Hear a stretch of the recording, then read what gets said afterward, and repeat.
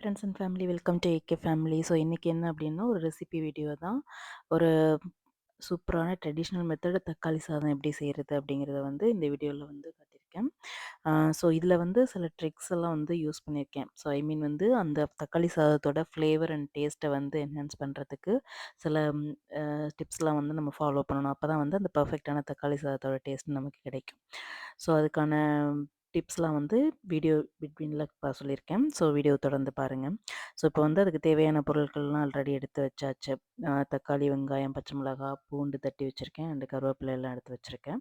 Plus இப்போ வந்து அடுப்பில் கடாயை வச்சுட்டு அதை வந்து தேவையான அளவு எண்ணெய் வந்து ஊற்றிக்கலாம். எண்ணெய் வந்து ஆக்சுவலாக பார்த்திங்கன்னா கொஞ்சம் இந்த மாதிரி வெரைட்டி ரைஸ்க்கு வந்து கொஞ்சம் அதிகமாக ஊற்றணும் அப்படின்னு சொன்னால் ரொம்ப நேரம் த்துக்கு வந்து அது ரொம்ப ட்ரை ஆகாது வெரைட்டி ரைஸ். ஸோ அதனால் எண்ணெயை வந்து கொஞ்சம் எக்ஸ்ட்ரா ஊற்றிக்கலாம். ஸோ இப்போ எண்ணெயை ஊற்றிட்டு அதுக்கு வந்து தாளிக்கிறதுக்கு நான் சோம்பு தான் யூஸ் பண்ண போகிறேன். யூசுவலாக சில பேர் கடுகு யூஸ் பண்ணுவாங்க. பட் ஆனால் சோம்பு யூஸ் பண்ணோம் அப்படின்னு சொன்னால் அந்த ஃப்ளேவர் வந்து நல்லாயிருக்கும். அந்த தக்காளி சாதத்தோட ஃப்ளேவர் வந்து நல்லாயிருக்கும். ஸோ அதனால் கொஞ்சமாக வந்து சோம்பு போட்டு தாளிக்க போகிறேன்.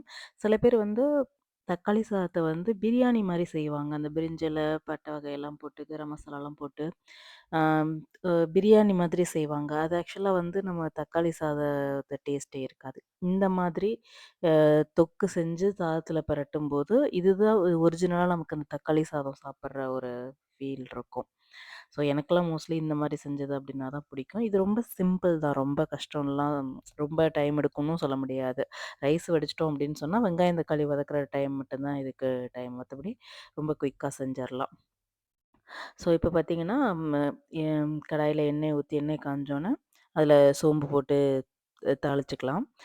சோம்பு பொரிஞ்சதுக்கு அப்புறமா, அதில வந்து மெயினா இந்த டிப்ஸ் நம்ம ஃபாலோ பண்ணணும். என்ன அப்டின்னா, பச்சை மிளகாயையும், தட்டி வச்சிருக்க பூண்டையும் வந்து ஃபர்ஸ்ட்டு போட்டுக்கணும். சோம்பு பொரிஞ்ச உடனே வந்து அத போட்டு, அது கொஞ்சம் எண்ணெயில வந்து பொரிய விடணும். அப்பதான் வந்து அந்த ஃப்ளேவர் நமக்கு கிடைக்கும். அந்த பூண்டும், பச்சை மிளகாயும் அந்த எண்ணெயில வதங்கும்போது, அந்த தொக்குக்கு வந்து ஒரு நல்ல டேஸ்ட்டும், ஃப்ளேவரும் குடுக்கும்.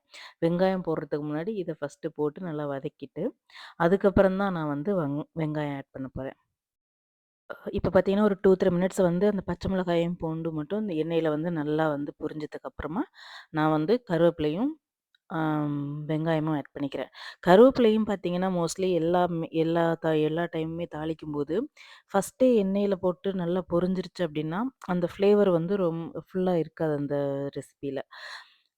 அந்த டிஷ்ல வந்து ஃபுல்லாவே இருக்காது. இப்ப இது மாரி வெங்காயத்தோட போட்டு வதக்கும்போது, அந்த கருவேப்பிலையோட ஃப்ளேவர் வந்து நல்லாருக்கும். இப்ப குழம்போ, கூட்டு, பொரியல் எது செஞ்சோம் அப்படின்னாலும், வெங்காயம் வதக்கும்போது அதோட சேர்த்து கருவேப்பிலைய போட்டோம் அப்படின்னு சொன்னா, அது நல்லாருக்கும். அந்த ஃப்ளேவர் அப்படியே வாசமா நல்லாருக்கும். ஸோ, அதனால தான் நானும் இப்ப வெங்காயத்தோட கொஞ்சமா கருவேப்பில போட்டு, இப்ப எல்லாத்தையும் நல்லா வந்து வதக்கிக்கலாம்.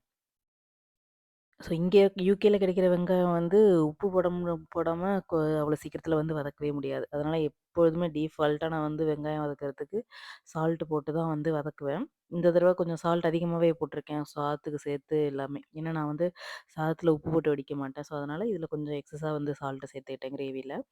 ஆ மொத்தமா இந்த வெங்காயத்துக்கு வந்து போட்ட சால்ட் தான் ஃபைனலா தான் நான் வந்து உப்பு பார்ப்பேன். இடையில நான் வந்து வேற சால்ட் எதுவும் சேர்க்க மாட்டேன்.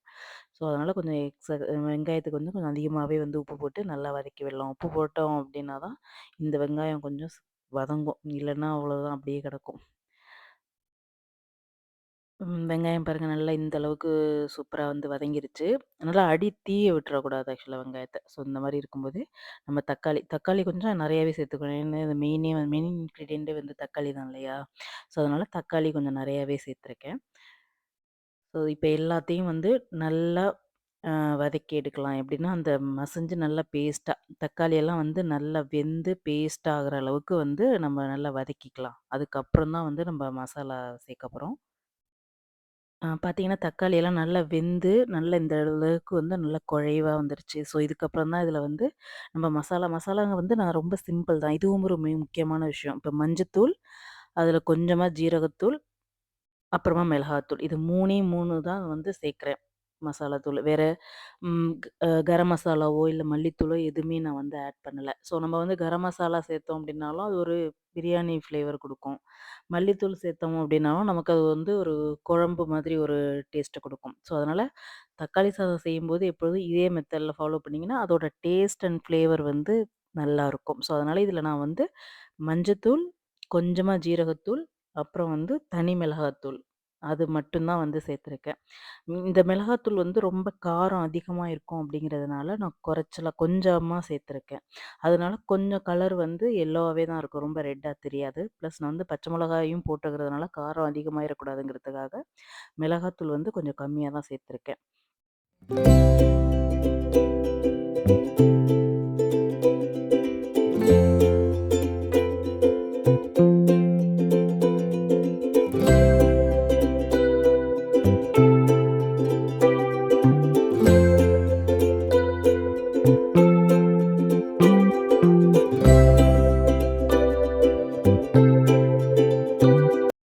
இப்போ மஞ்சத்தூள், மிளகாத்தூள் எல்லாம் வந்து நல்லா அப்படியே எண்ணெயில வதங்குறதுக்கு ஒரு 3, 4 மினிட்ஸ் வந்து அப்படியே நல்லா மிக்ஸ் பண்ணி விட்டு, அந்த எண்ணெய் அப்படியே பிரிஞ்சு வர்றதுக்கு வந்து வர்ற வரையிலும் நல்லா வதக்கி விடுவோம். அப்பதான் வந்து பெர்ஃபெக்ட்டா இருக்கும். ஏன்னா ஆல்ரெடி வந்து வெங்காயம், தக்காளி நல்லா வதங்கிருச்சு தான். பட் இந்த பச்சை வாசனை போகணும் இல்லையா மசாலால. ஸோ அதனால இதில ஒரு 3, 4 மினிட்ஸ் வந்து அப்படியே நல்லா வதக்கி விட்டுரும் அப்படியே. அடிக்கடி வந்து கிண்டி விடணும் இல்லைன்னா வந்து அடி பிடிச்சிரும். ஃபைனலா நமக்கு தக்காளி தொக்கு வந்து ரெடி ஆயிடுச்சு. நல்ல பேஸ்ட்டா சூப்பரா ரெடி ஆயிடுச்சு. இப்ப இத வந்து எடுத்துட்டு அடுப்புலேருந்து எடுத்துட்டு, இப்ப இதில வந்து கொஞ்சமா கொத்தமல்லிய வந்து தூவிக்கலாம். ஆக்சுவலா கருவேப்பில ப்ளஸ் கொத்தமல்லி 2யுமே வந்து கிள்ளி சேர்த்தோம் அப்படின்னு சொன்னா, நல்ல வாசமா இருக்கும். ஸோ, இப்ப இத வந்து தொக்குல சேர்த்துட்டு, நான் ஆல்ரெடி வந்து ரைஸ் வந்து குக்கர்ல வச்சு எடுத்திருந்தேன்.